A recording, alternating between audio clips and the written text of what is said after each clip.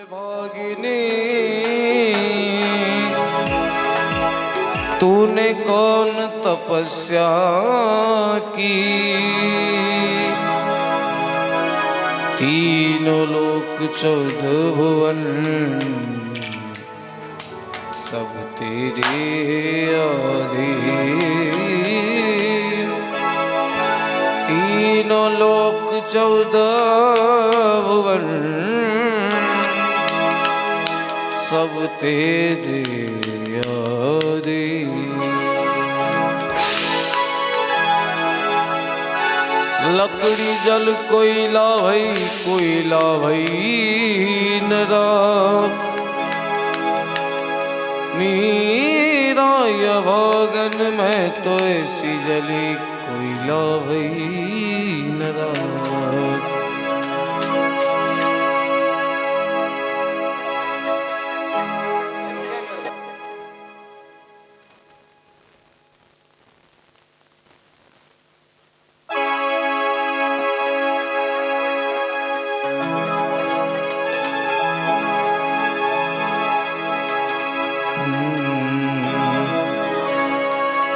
श्री कृष्ण गोविंद हरे मुरारी, हे नाथ नारायण वासुदेवा।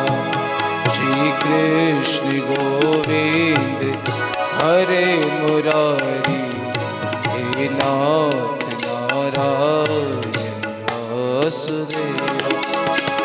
श्री कृष्ण गोविंद हरे मुरारी, हे नाथ नारायण वासुदेवा। श्री कृष्ण गोविंद हरे मुरारी, हे नाथ नारायण वासुदेवा।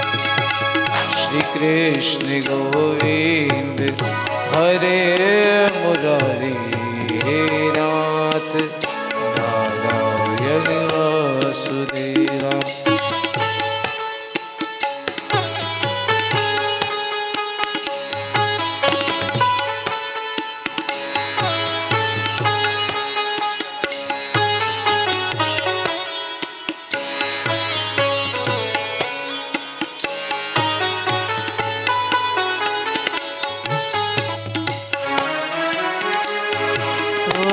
हे नाथ नारायण वासुदेवा, हे नाथ नारायण वासुदेवा। हे नाथ नारायण वासुदेवा, हे नाथ नारायण वासुदेवा। श्री कृष्ण गोविंद हरे मुरारी, हे नाथ नारायण वासुदेवा। श्री कृष्ण गोविंद हरे मुरारी, हे नाथ नारायण वासुदेवा। हे नाथ नारायण वासुदेवा, हे नाथ नारायण वासुदेवा। नाथं रणुघातथा, नाथं रणुघातथा,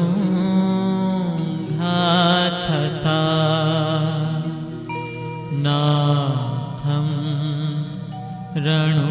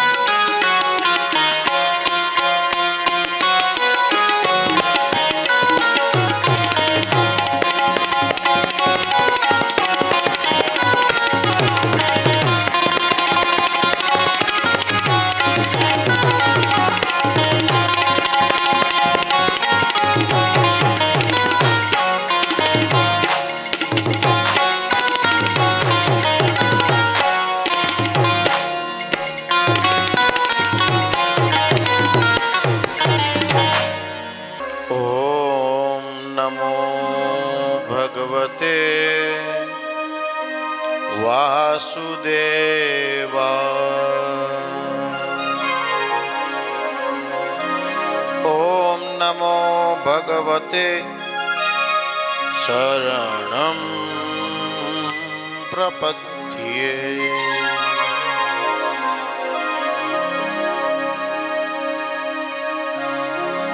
कृष्णाय वासुदेवाय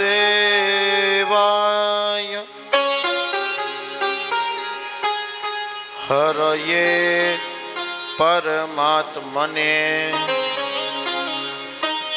प्रणत क्लेशनाशाय गोविन्दाय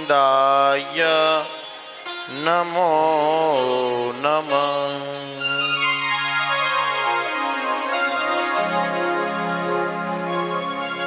बोलिए भागवत भगवान की जय। कृष्ण कन्हैया की जय। मोमाई मात की जय। सुरापुरा दादा जय। अपने अपने माता पिता गुरुदेव की जय।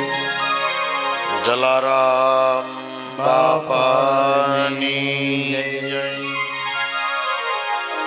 ओम नमः पार्वती पतये। हर हर महादेव हर।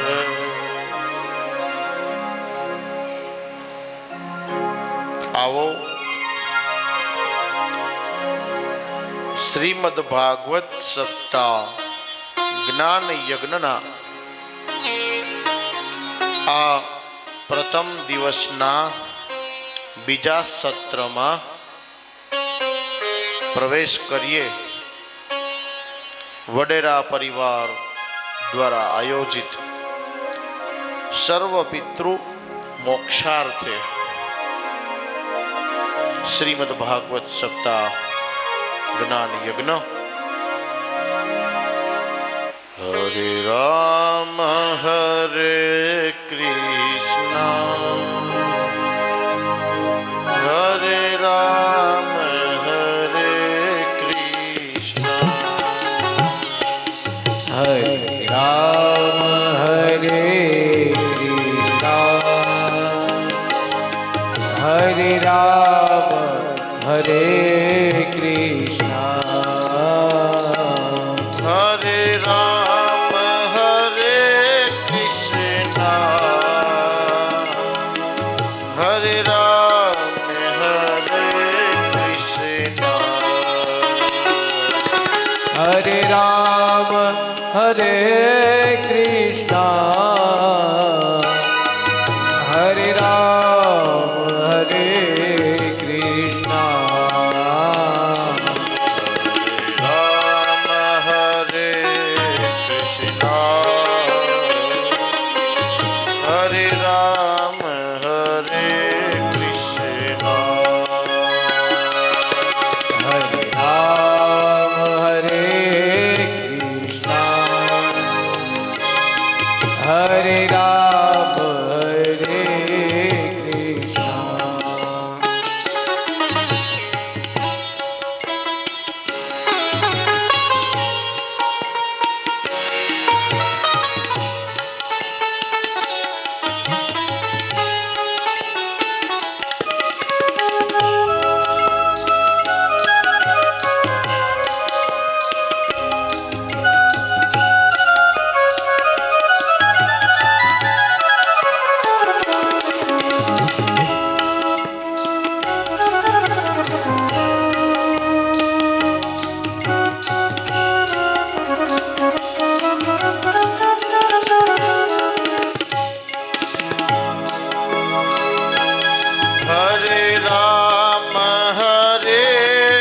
कृष्णा हरे राम हरे कृष्णा हरे राम हरे कृष्णा हरे राम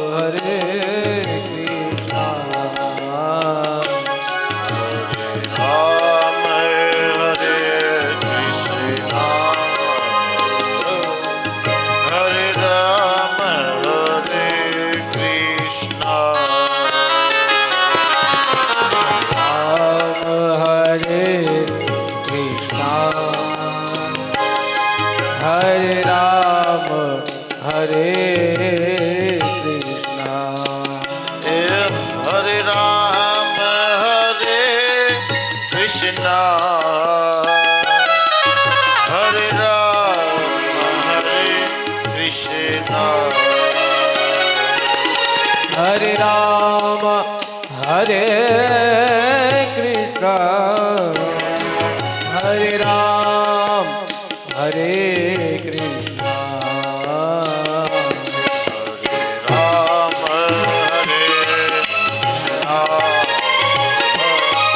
હરે રામ હરે કૃષ્ણ હરે રામ હરે રામ હરે કૃષ્ણ હરે રામ હરે કૃષ્ણ હરે રામ હરે કૃષ્ણ હરે રામ હરે કૃષ્ણ હરે રામ હરે કૃષ્ણ હરે રામ હરે કૃષ્ણ હરે રામ હરે કૃષ્ણ હરે રામ હરે કૃષ્ણ હરે રામ હરે કૃષ્ણ હરે રામ હરે કૃષ્ણ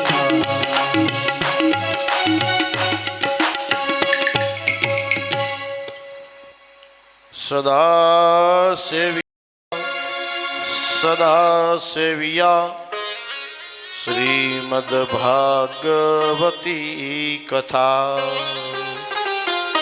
યસ્ય સ્મરણ માત્રેણ હરિશ્ચિત્તં સમાશ્રયે.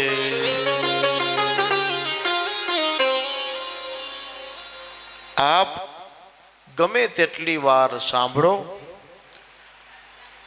કથાના દરેક અલગ અલગ ભાવમાં એક કથા અહીંયા વિરામ પામે છે. સત્ર એમનું બીજે કથા શરૂઆત થાય તો પણ આપણે એ કથામાં તરબોળ થઈ જાય છે.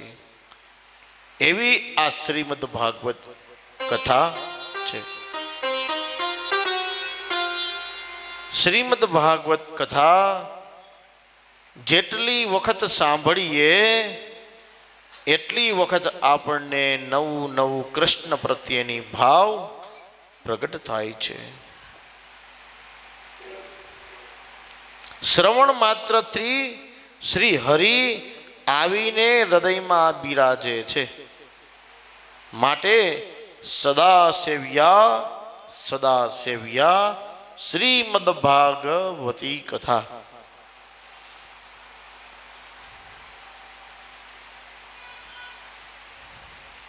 જે મનુષ્ય વાસ્તવમાં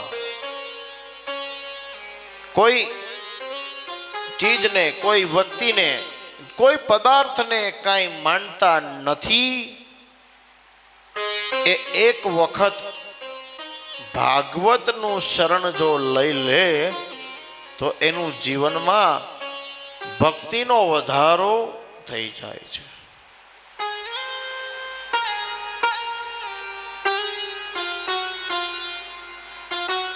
ભક્તિને જ્ઞાનની પ્રાપ્તિ થઈ. ભક્તિ દેવી વરદાન માગે છે.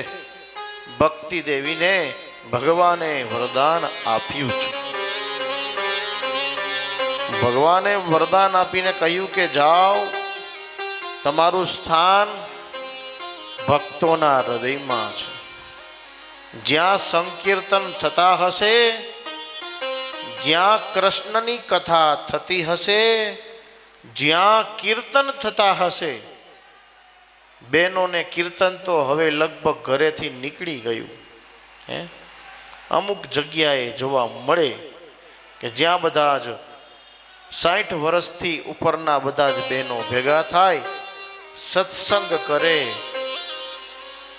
સત્સંગનો મહિમા છે, પણ યુવાવસ્થામાં જેટલો સત્સંગ થાય, જેટલી ભક્તિ થાય, એ શ્રેષ્ઠ ભક્તિનું ઉદાહરણ કહેવામાં આવ્યું છે.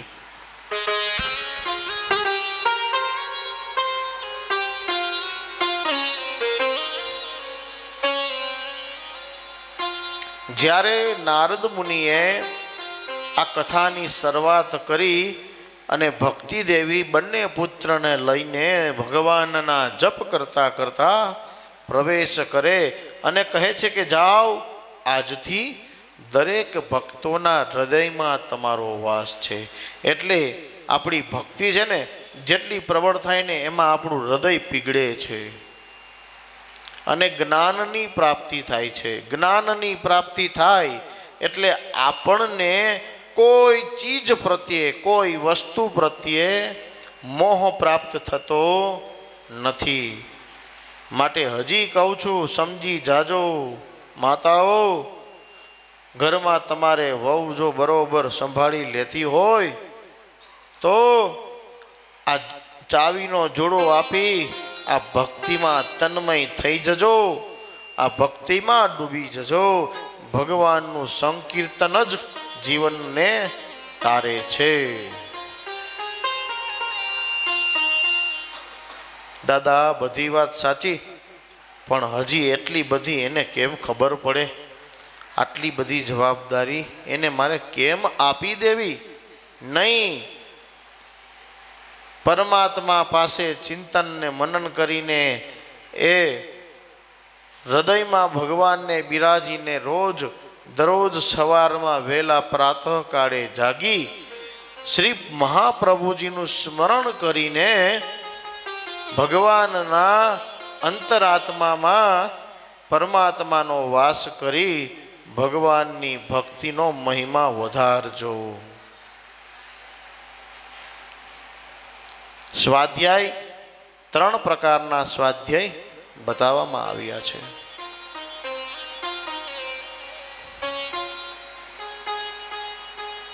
સ્વાધ્યાય પ્રાતઃ કાળે, જ્યારે આપણે સવારમાં વહેલી સવારે જાગીએ એટલે એ સ્વાધ્યાય પ્રાતઃ સંધ્યા વંદન કહેવામાં આવે છે.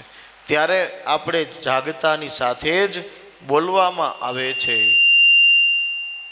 કરાગ્રે વસતે લક્ષ્મી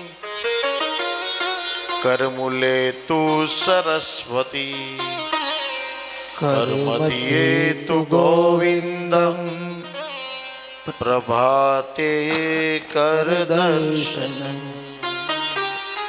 પ્રાતઃ કાળે ભગવાનના જપનો મહિમા છે. જાગી અને તરત જ આ મંત્રચાર કરીને આપણા હાથના આ હથેળીના દર્શન કરવા જોઈએ. મધ્યાહન કાળે ભગવાન પાસે એવી પ્રાર્થના કરવી જોઈએ કે હે પ્રભુ, આ તમારું દીધેલું બધું જ છે.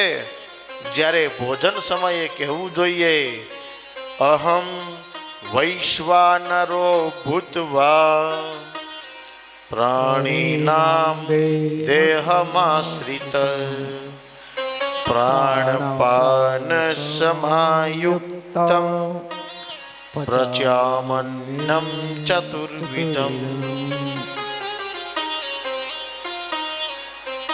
ઓમ સહનાવવતુ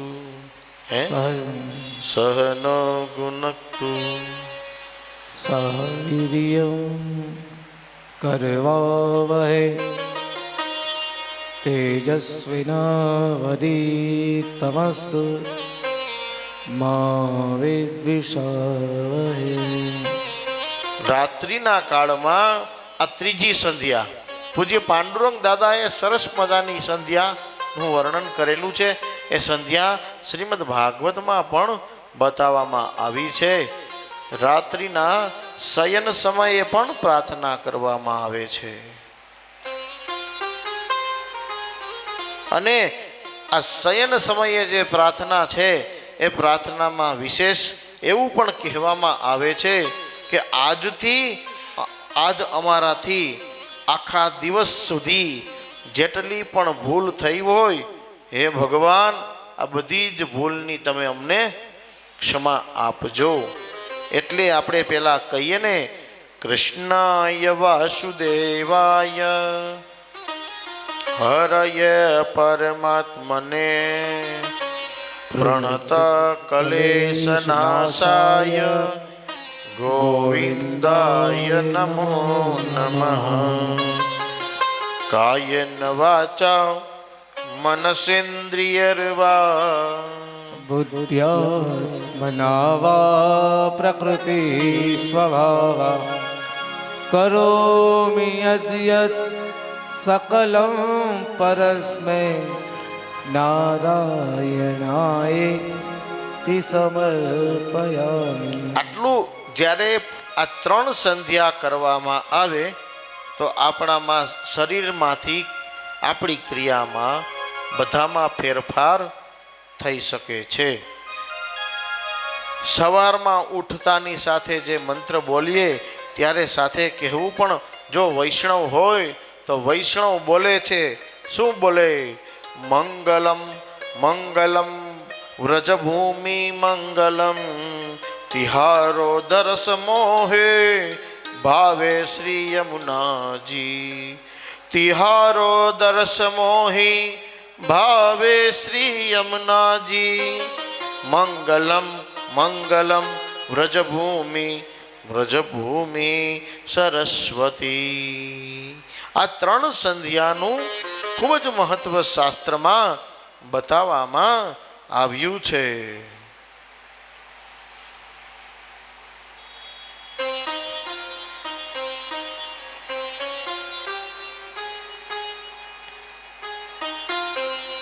આ ભાગવતના રસનો આનંદ સ્વર્ગમાં નહીં મળે, બ્રહ્મલોકમાં નહીં મળે, વૈકુંઠમાં પણ નહીં મળે. આ આનંદ તો માત્ર આ ધરતી ઉપર જ મળશે. એટલે એમને કીધું કે એનું શ્રવણ કરી લેવું. એટલે તો આપણે ગોપી ગીતમાં પણ કહે છે ને, તવ કથામૃતમ તપ્ત જીવનમ ભવભીરીડિતમ કલ્મષાસ્ત્ર શ્રવણ મંગલમ શ્રીમદાતતમ ભુવિ ગુણાન્તિ તે ભૂરિદારિણમ. તવ કથામૃતમ. હે કૃષ્ણ, આ તારી કથાના શબ્દ સાંભળીને અમે ભાવ વિભોર બની જઈએ છીએ. હે કૃષ્ણ, અમે તમારી સાથે રહેવા માંગીએ છીએ. હે કૃષ્ણ, તમારી કથાનું સંકીર્તન અમારા માટે જીવનને ધન્ય બનાવી દે છે. એટલા માટે આ વ્રતનો ત્યારબાદ મહિમા ગાવામાં આવ્યો છે. કથાનો મહિમા કહે છે કે ભાવથી જો ભક્તિ કરીએ તો ભક્તિ દેવી આપણા હૃદયમાં બિરાજમાન થાય છે. એવી ભક્તિનું વર્ણન આ પ્રથમ અધ્યાય એના 3ય અધ્યાયમાં મહાત્મ્યની કથામાં વર્ણન કર્યું છે. આવો આ 4થ અધ્યાયમાં આપણે પ્રવેશ કરીએ. સુત ઉવાચ અથ વૈષ્ણવ વિચિતેષુ દ્રષ્ટવા ભક્તિમલૌકિકમ નિજલોકમ પરિત્યજ્ય ભગવન ભક્તવત્સલ.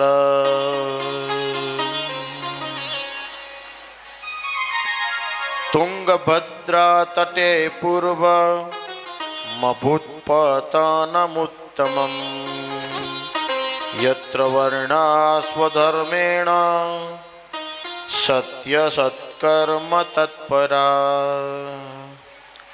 આત્મદેવા પુરે તસ્મિન સર્વવેદ વિશારદ શ્રોતસ્માર્તેષુ નિષ્ણાંતો દ્વિતીય ઇવ ભાસ્કર. તુંગભદ્રા તટે આત્મદેવ નામનો એક બ્રાહ્મણ રહેતો હતો. ખૂબ જ તેજસ્વી બ્રાહ્મણ હતો. નિત્ય ભગવાનનું વ્રત, કથા, સંધ્યા પૂજા કરતો હતો. બ્રાહ્મણ પોતાના કર્મથી ધનવાન છે. યાદ રાખજો વૈષ્ણવો, બ્રાહ્મણ પોતાના કર્મથી ધનવાન ગણાય છે. ના એમની પાસે સંપત્તિ બ્રાહ્મણ પાસેથી હોય તો એ સંપત્તિથી ધનવાન નથી ગણાતો. ગમે તેવા મોટા પૂજ્યપાદ, હમણાં થોડા ક્ષણોમાં જ કથામાં મેં સાંભળેલું પૂજ્ય બાપજી ભાઈશ્રી પાસેથી, બ્રાહ્મણ પોતાના કર્મથી મહાન છે. બ્રાહ્મણ પાસે સંપત્તિ કેની છે? શાસ્ત્રની સંપત્તિ છે. એટલા માટે જ મોટા ધનવાન લોકો, મોટા ઉદ્યોગપતિ લોકો ગમે તેવા હોય, પોતે પોતાની સારામાં સારી ગાડી લઈ બ્રાહ્મણના ઘરે જાય, એના ઝૂંપડીમાં નીચે પગરખા બહાર કાઢીને એ બ્રાહ્મણ પાસે એને વંદન કરીને એની પાસે મુર્દ જોવડાવે છે. બ્રાહ્મણ કર્મથી મહાન છે. બ્રાહ્મણની સંપત્તિ એ વેદ છે, શાસ્ત્ર છે. બ્રાહ્મણ પોતાનું કર્તવ્ય ભૂલે તો પણ બ્રાહ્મણ પોતાનું કર્મ કરી શકતો નથી. આત્મદેવ નામનો બ્રાહ્મણ ખૂબ જ શ્રદ્ધાવાન છે, ભક્તિવાન છે. એમને એક પ્રિય પત્ની, નામ હતું ધુંધુલી.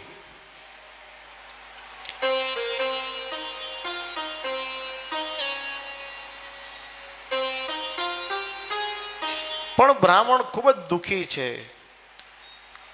બધું છે પણ શેર માટીની ખોટ છે.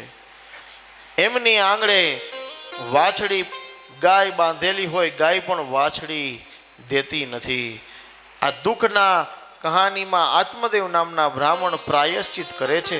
પ્રાયશ્ચિત કરતા કરતા એક દિવસ એમને થયું કે લાવને કોઈ યોગ્ય ગુરુ પાસે જાઓ. આત્મદેવ નામનો બ્રાહ્મણ યોગ્ય ગુરુ પાસે જાય છે. ગુરુ કહે છે, તમારા ભાગ્યમાં સંતાન સુખ નથી, છતાં તમે મેળવવા માંગતા હોય તો તપ કરો. તપ કર્યું છતાં પણ સંતાન સુખ પ્રાપ્ત થયું નહીં. આત્મદેવ નામનો બ્રાહ્મણ એક દિવસ ખૂબ જ કંટાળીને પોતે નિશ્ચય કર્યો કે હવે મારે જીવવું નથી. પોતાનો દેહ ત્યાગ કરવા માટે નીકળી ગયો. એવા સમયે એક સંતની ઝૂંપડી આવી. સંત પાસે આ વર્ણન કરે છે. ત્યારે આત્મદેવ નામના બ્રાહ્મણને સંત કહે છે, તારા ભાગ્યમાં પણ સંતાન નથી, પણ તારી આ જીદને કારણે હું તને એક ફળ આપું છું. હાલે આ ફળ તારી પત્નીને ખવડાવી દેજે.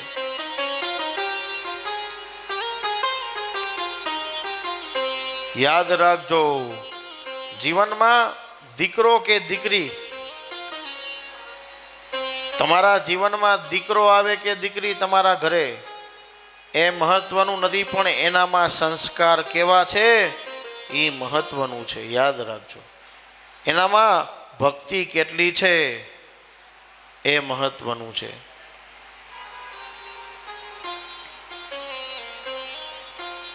આત્મદેવ નામનો બ્રાહ્મણ ફળ લઈને હરખ કરતો કરતો ઘરે જાય છે. ઈકો કાપી નાખો.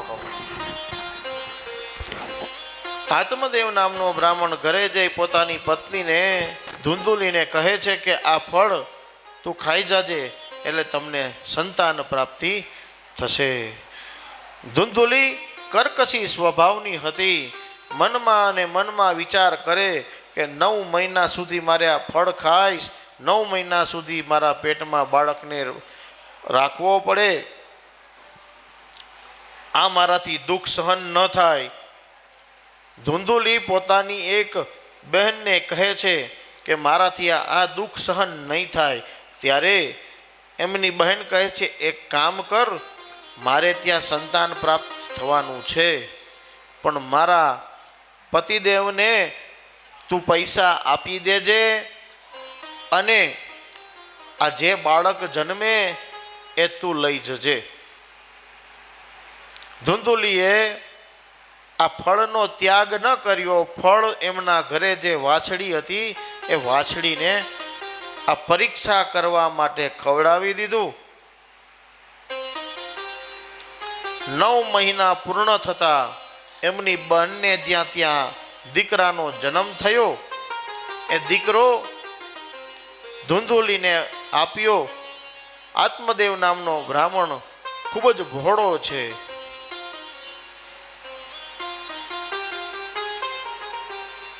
નવ માસ પૂર્ણ થયા એવી જ રીતે ત્યાં પેલા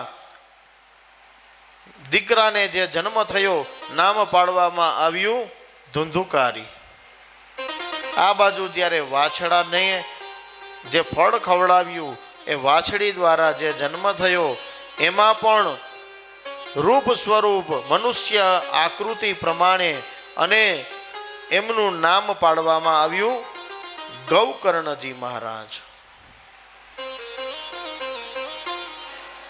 આત્મદેવ નામના બ્રાહ્મણને સંતોષ થઈ ગયો. આ બાજુ ધુંધુકારી ઘરે દિવસે દિવસે મોટો થવા લાગ્યો. સ્નાન કરે નહીં, તપ કરે નહીં, બ્રાહ્મણ કહેવાને અધિકારી બને નહીં. બ્રાહ્મણનો દીકરો 3 દિવસ સંધ્યા ન કરે તો એ શુદ્ર સ્વરૂપ એમને દોષ લાગે છે.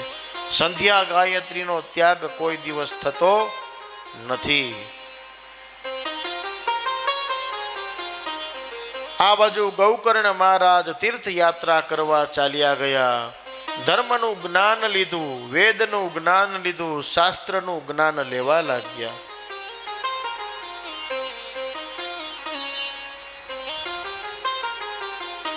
એક દિવસ આત્મદેવ નામના બ્રાહ્મણ ખૂબ જ દુઃખી થયો. એમને થયું કે હવે મારે અહીંયા રહીને શું કામ છે? સંતાન છે પણ સંતાનથી સુખી નથી. એટલે જ હું કહું છું કે સંતાન હોય એ જરૂરી નથી, સંતાન કેવું છે એ જરૂરી છે. એનામાં સંસ્કારોનું સિંચન કેવું થવું જોઈએ એ જરૂરી છે. આપણે બહુ જ રાજી થાય છે. હમણાં થોડાક સમયમાં બહુ મોટું 5000 વૃદ્ધો રહી શકે એવું સરસ મજાનું વૃદ્ધાશ્રમ નવનિર્માણ રાજકોટના મધ્યમાં થઈ જવા રહ્યું છે. એક તો કહું છું કે સારી વાત છે ને, બીજી તો એ વાત કરું છું કે મોટું દુર્ભાગ્ય છે. આને દુર્ભાગ્ય ન કહેવાય તો શું કહેવાય? જેમને સંતાન નથી, જેમનો વંશ નથી, જેમની પાછળ કોઈ નથી, એવા માતા પિતાનું ભરણ પોષણ ત્યાં થાય વાત યોગ્ય છે. પણ જેને સંતાન છે અને એવા જ્યારે સંતાનો એમના મા બાપને વૃદ્ધાશ્રમમાં મૂકવા જાય છે તો આ સંતાનની વ્યાખ્યા શું ગણવી?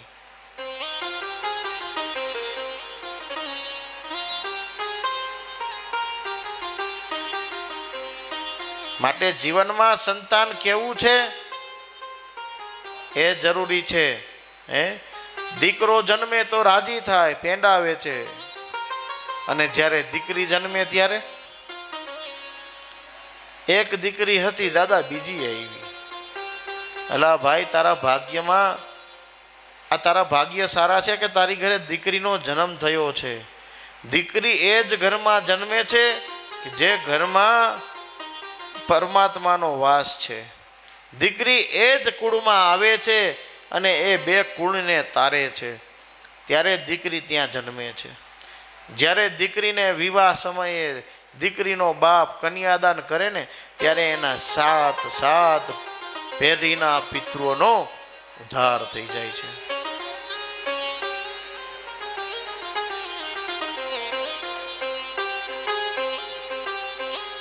જરૂર છે દીકરાનો જન્મ થાય આપણે એમના પિતાના પિતૃઓના ઋણમાંથી મુક્ત થાય છે. બરાબર વાત છે. પણ દીકરાનો જન્મની જેમ દીકરીનો જન્મ થાય છે. દીકરી 2 કુળને તારે છે. દીકરી બે કુળને તારે છે. યાદ રાખજો વૈષ્ણવો. આત્મદેવ નામનો બ્રાહ્મણ પોતે જંગલમાં જઈને તપ કરવા ચાલ્યા ગયો. આ બાજુ ધુંધુકારી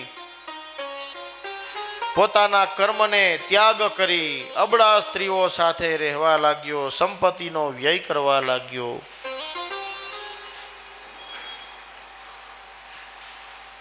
લાલને પાલને દુઃખમ પ્રસૂતાયાશ્ચ વર્તતે વંધ્યા વા વિધવા નારી સુખીની ચેતિ મે મતિઃ.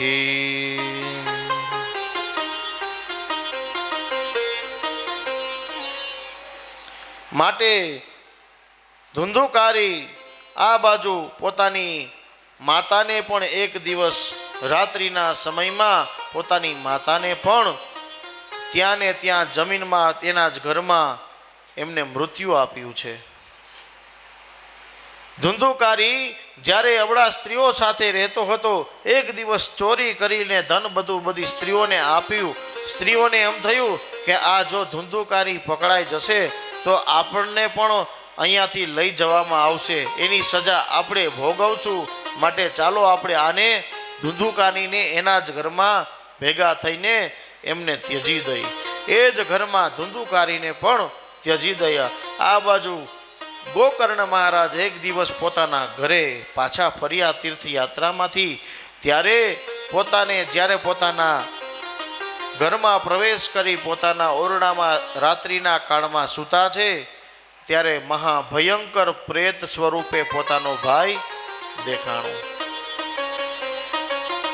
પોતાનું આવું સ્વરૂપ જોઈને ગોકર્ણ મહારાજ વિચાર કરવા લાગ્યા કે આની મુક્તિ મારે કેમ કરવી. ગોકર્ણ મહારાજ ચિંતાતુર થયા કે આમની મુક્તિ હવે મારે કેમ કરવી. રાત્રિના સમયે આવા ભયાનક સ્વરૂપને જોઈ, તારી આ દશા કેમ થઈ, અમને બતાવતો ખરો, તું પ્રેત છે, પિશાચ છે કે પછી રાક્ષસ છે. ત્યારે ધુંધુકારી પ્રેત કહે છે, હું તમારો ભાઈ છું, મારું નામ ધુંધુકારી છે. મેં પોતાના જ દોષથી પોતાના બ્રાહ્મણત્વને નષ્ટ કર્યું છે. મારા કુકર્મોને ગણી શકાય તેમ નથી, પણ ભાઈ તમે મને આમાંથી મુક્તિ આપો.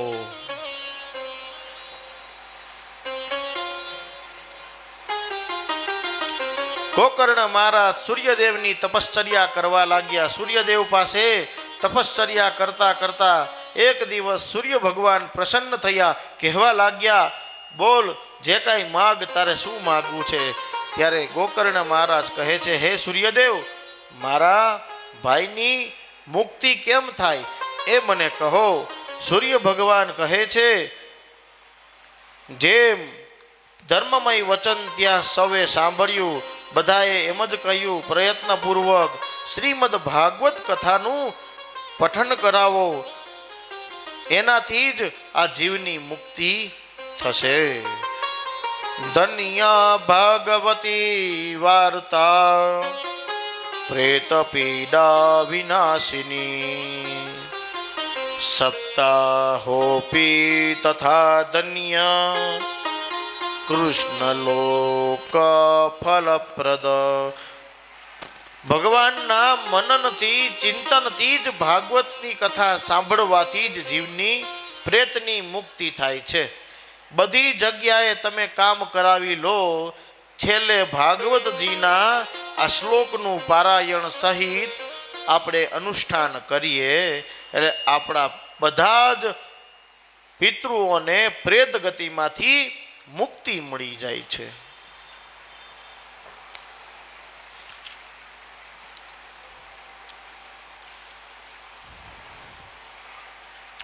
જરા શોક વિપાકાર્ત રોગ મંદિર માતુરમ દુષ્પુરમ દુર્ધરમ દુષ્ટમ સદોષમ ક્ષણભંગુરમ.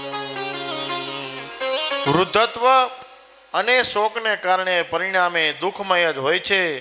રોગોનું તો ઘર છે, પરંતુ જો ભાગવત કથાનું ક્ષણ માત્રથી જો પણ શ્રવણ કરવામાં આવે તો જીવની મુક્તિ થઈ જાય છે. ભગવાનની આ દિવ્ય કથાથી ગોકર્ણ મહારાજ આનંદ નામના તટ ઉપર બેસીને આ સપ્તાહ સંગ્રહનું ધ્યાન કરે છે. એ જ ભૂમિ કે જ્યાં આપણે ભગવાનની કથાનું શ્રવણ કરીએ છીએ. હરિદ્વાર ભૂમિમાં આનંદ નામના તટ ઉપર ગોકર્ણ મહારાજે એક દિવસ વાસની સોટી ત્યાં રાખી હતી. એક દિવસ આ ધુંધુકારી નામનો પ્રેત એમાં આવીને બેસી ગયો અને દિવસો વીતવા લાગ્યા. પ્રથમ દિવસે એક ગાંઠ મનની ગાંઠ હો, આપણે એમ કહી કે આ ભાગવતજીની સોટી રાખી છે અહીંયા, તો આમાંથી એક ગાંઠ ફાટશે. આવો મનમાં સંશય ન કરતા આ મનની ગાંઠો કે જે રાગ, દ્વેષ, અભિમાન, આનાથી આપણું સત્કર્મ કંઈ પાકતું નથી. એના માટે એક 7 દિવસ સુધી ગાંઠ તૂટી અને ધુંધુકારી નામના પ્રેતને મુક્તિનું દાન મળ્યું છે. 7મા દિવસે ધુંધુકારીને વિમાન સ્વર્ગમાંથી લેવા આવ્યું. એ સમયે બધા જ અન્ય લોકો પણ ભેગા થયા હતા કે ધુંધુકારીને આ ભગવાન વિમાનમાં લેવા આવ્યા તો આપણને કેમ નહીં. આ એક વાતને સમજવા જેવી છે. એ સમયે ભગવાનની કૃપાથી ગોકર્ણ મહારાજે આ પ્રેતને મુક્તિ આપી છે અને ગોકર્ણ મહારાજના આ ભાગવતના શ્રદ્ધાપૂર્વક શ્રવણ કરાવવાથી આ જીવને મુક્તિ મળી છે. ભગવાનના આ 5મા અધ્યાયમાં ગોકર્ણ મહારાજની કથા સમર્પિત કરી અને 6ઠા અધ્યાયમાં આ કથા સપ્તાહની શ્રવણ વિધિનું મહત્વ બતાવવામાં આવ્યું છે. કથા શ્રવણ કરવાનું મહત્વ છે. આ કઈ જગ્યાએ આપણે કથા કરવી જોઈએ એનું મહત્વ સમજાવવામાં આવ્યું છે. જે ક્ષેત્રમાં કથા બેસાડવામાં આવે એ જગ્યાએ ગાયના છાણનું લેપન કરવામાં આવે, ઝવેરા વાવવામાં આવે. અમારા વડેરા પરિવારના બહેનોએ તો 15 દિવસ પહેલાં જુઓ ઝવેરા વાવી દીધા છે. આ બધા જુઓ ઝવેરા, તમને આમાં તેજ દેખાય છે? ખરેખર આ ઝવેરાનું ખૂબ મહત્વ છે. આ ઝવેરા વાવવામાં આવે એટલે એ જગ્યામાં ઉર્જાનું સ્તોત્ર સંગ્રહ થાય છે. આપને એમ થાય કે ઝવેરાનું શું મહત્વ છે? આ ઝવેરા એ સ્વયં ભગવાનના જેમ લીલાછમ ઝવેરા છે એમ આપણા આ કર્મનું બંધન પણ છૂટે છે અને મનોમનથી આપણા પૂર્વજોને જેમ આ લીલા ઝવેરા થાય એમ બધાને મુક્તિ મળતી જાય છે. એટલા માટે ઝવેરાનું ખૂબ મહત્વ છે.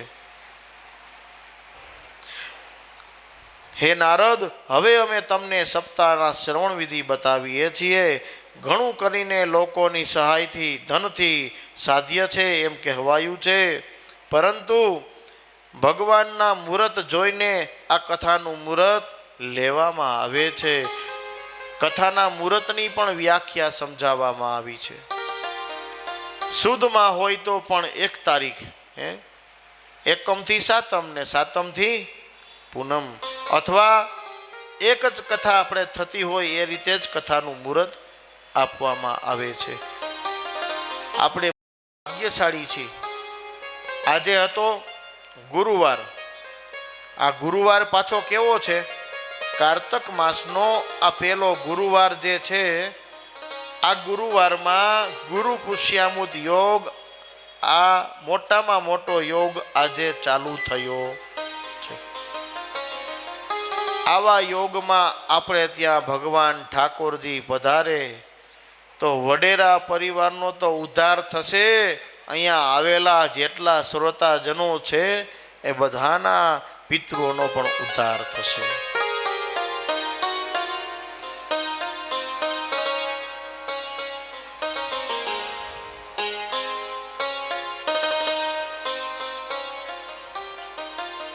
કથાનું શ્રવણ કોઈ તીર્થ ક્ષેત્રમાં જઈને કરવું, વનમાં જઈને કરવું, સારું માનવામાં આવ્યું છે, અથવા લાંબુ અને પહોળું મેદાન રાખીને કથાનું શ્રવણ કરવું જોઈએ. ત્યારબાદ આ કથાના વક્તાનું વર્ણન કરવામાં આવ્યું છે. કથાના વક્તા કેવા હોવા જોઈએ? વિરક્તો, વૈષ્ણવો, વિપ્રો, વેદશાસ્ત્ર વિશુદ્ધિકૃત, દ્રષ્ટાંત કુશલો ધીરો, વક્તા કાર્યોતિ નિસ્પૃહ. આ કથાનો વક્તા વિરક્ત હોવો જોઈએ. દ્રષ્ટાંત, કોઈ પણ વાતને દ્રષ્ટાંત સહિત કથાનું વર્ણન કરી શકે એવો હોવો જોઈએ. વેદ અને શાસ્ત્રમાં પોતે રુચિ રાખતો હોવો જોઈએ. વક્તા કાર્ય તે નિસ્પૃહ, ભગવાનના મંત્રમય કથા કરાવતો હોવો જોઈએ. આ એક એક મંત્ર છે એ સ્વયં ભગવાનના મુખમાંથી નીકળેલા શબ્દ છે. અનેક ધર્મ વિભંતા સ્ત્રીણા પાખંડવાદિન સુખશાસ્ત્ર કથોચ્ચારે ત્યાજયાસ્તે યથ પંડિતા. જેવો શ્રીમદ ભાગવતના પ્રવચનમાં એવા લોકોને નિયુક્ત નહીં કરવા જોઈએ જેવો પંડિત હોવા છતાં પણ અનેક ધર્મોના ચક્કરમાં પડ્યા હોય, કોઈ પણ જાતના લંપટમાં પડ્યા હોય એવા વક્તા ન જોઈએ. હે સંસારે સાગરે મગ્નમ દિનમ મામ કરુણા નિધે કર્મ મોહ ગૃહીતાંગમ મામુદ્ધરમ ભવનાત.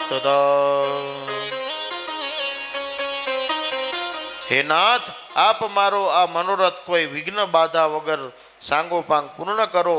હે કેશવ, હું આપનો દાસ છું. આ કથાનું શ્રવણ મહિમા બતાવવામાં આવ્યો છે અને કીધું છે કે એક વખત ભોજન કરવું. હે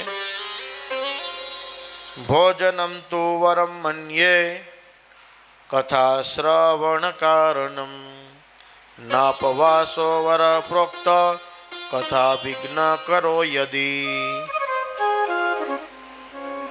કથા દરમિયાન કોઈને એવો નિયમ હોય, કાંઈ દવા ખાતા હોય, એને કાંઈ નિયમ લાગુ પડતો, પણ આ કથામાં એક સમયે જ ભોજન લેવું જોઈએ. અને ભોજનમાં પણ લસણ ડુંગળી વગરનું હોવું જોઈએ. આ વાત કરવામાં આવી છે. હે અને ઉપવાસ કરવાનું તો બિલકુલ મનાઈ કરી છે. આમાં ક્યાંય લખવામાં નથી આવ્યું, હે શાસ્ત્રમાં ક્યાંય બતાવવામાં આવ્યું નથી કે ઉપવાસ કરીને કથા સાંભળવી. ઉપવાસ એટલે કે એક સમયે ભોજન લેવું. વ્રતનો મહિમા છે.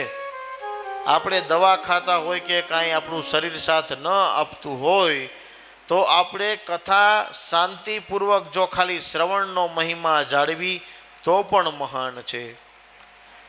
બાકી આપણે કાયદેસર તો ફળનો આહાર કીધો છે, આપણે કરી નાખ્યું ફરાળ. એમાંય કાંઈક એકાદશીનું વ્રત આવતું હોય, હે વેફર તળી હોય, સિંગ દાણા હોય, સૂકી ભાજી હોય, રાજગરાનો શીરો હોય, સાથે તળેલા મરચા હોય. આ બધું જ ખરેખર ત્યાગ કરવાનો છે. હે કોઈ પણ વ્રતમાં કીધું છે કે તળેલું ન ખાવું, બાફેલું ન ખાવું. બોલો, તળેલા ને બાફેલામાં બધું આવી જાય, બેમાંથી એ કઈ કાંઈ બાકી રહે નહીં. એકાદશી કરવી પણ કેવી કરવી કે જે એક જ સમયે આપણે ભેગા થઈને સંકીર્તન કરી શકીએ. સાંજના સમયે અથવા સવારના સમયે વિષ્ણુ સહસ્ત્રનો પાઠ કરવાનું એનું પણ મહત્વ બતાવવામાં આવ્યું છે. ભગવાનના અનેક સ્વરૂપ છે, ભગવાનના અનેક નામનું વર્ણન કરવામાં આવ્યું છે. એવી ભગવાનની કથામાં એકાદશીનું વ્રતનો મહિમા છે. એટલે જ આપણે એકાદશીનું વ્રત કરી છીએ કે ધન્ય એકાદશી, એકાદશી કરીએ તો વ્રજ સુખ પામીએ. ધનિકાદશી એ વાલા એકાદશી કરીએ તો વ્રજ સુખ પામીએ. હે મારે એકાદશી ના વ્રત કરવા છે, મારે એકાદશી ના વ્રત કરવા છે. એ મારે ધ્યાન હરિના ધરવા છે. મારે વૈકુંઠમાં જઈ વસવું છે, મારે વૈકુંઠમાં જઈને વસવું છે. ધન્ય એકાદશી, એકાદશી કરીએ તો વ્રજ સુખ પામીએ. હે ધન્ય એકાદશી, એકાદશી કરીએ તો હરાડ પામીએ. આપણે એનો ફેરફાર કરી નાખ્યો. એકાદશીના દિવસે ભગવાનનું જપનો મહિમા કીધો છે. એકાદશી ના દિવસે નહીં પણ કાયમને માટે કીધું છે કે સત્ય બોલવું, સત્યનું આચરણ કરવું, સત્યનું આચરણ કરવું. સત્ય બોલવાથી પણ એકાદશીનો વ્રત જળવાઈ રહે છે.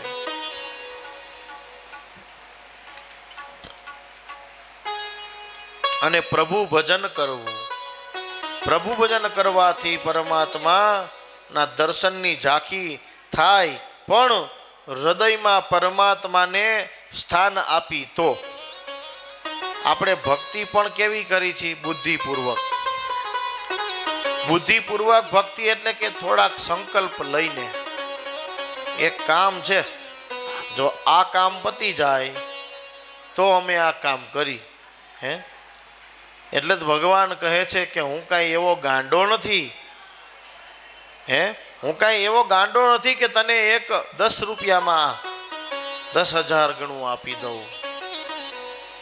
અને હમણાં તો નવો એક યુગ ચાલુ થયો છે. 5-5 રૂપિયાના પડીકા ભેગા કરી જન્મદિવસમાં જાય અને બધે જગ્યાએ પોસ્ટ કરીને મૂકે, આજે મારા દીકરાનો જન્મદિવસ છે. આ જન્મદિવસથી જ અમે બધી જગ્યાએ બધા છોકરાઓને એક 5-5 રૂપિયાના પેકેટ ખવડાવી છે. આ શું સત્ય છે? આ યોગ્ય છે? એક વખત સુરેન્દ્રનગરની બાજુની સત્ય ઘટના.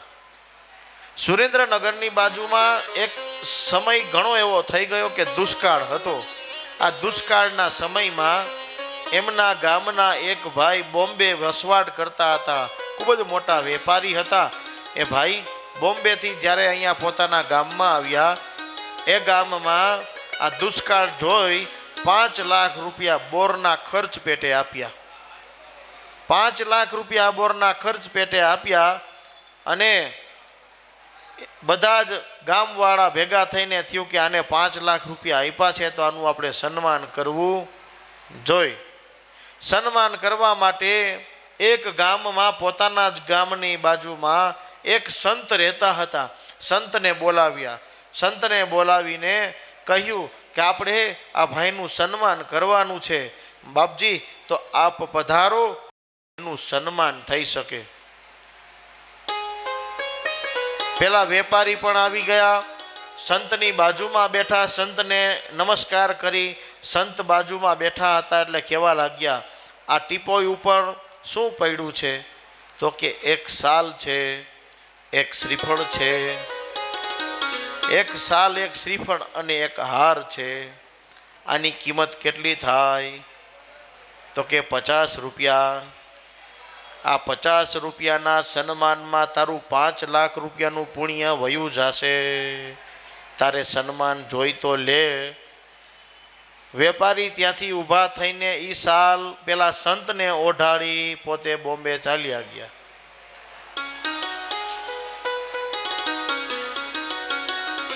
માટે તમે જે કાંઈ કરો છો એ કોઈને કહેવાની જરૂર નથી.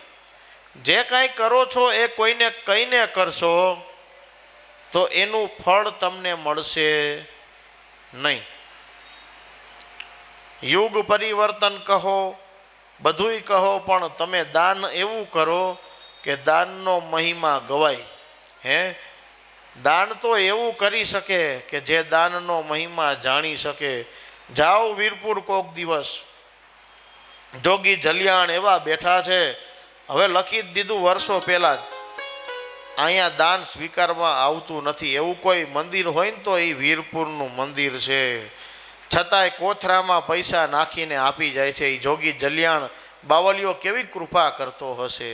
દેને કો ટુકડા ભલા, લેને કો હરિનામ. એટલે તો કહી છીએ આપણે, એના શરણની જ પ્રાપ્તિ કરો, એના શરણમાં રહેવાનું અનુસરો. હરિ શરણમ, હરિ શરણમ,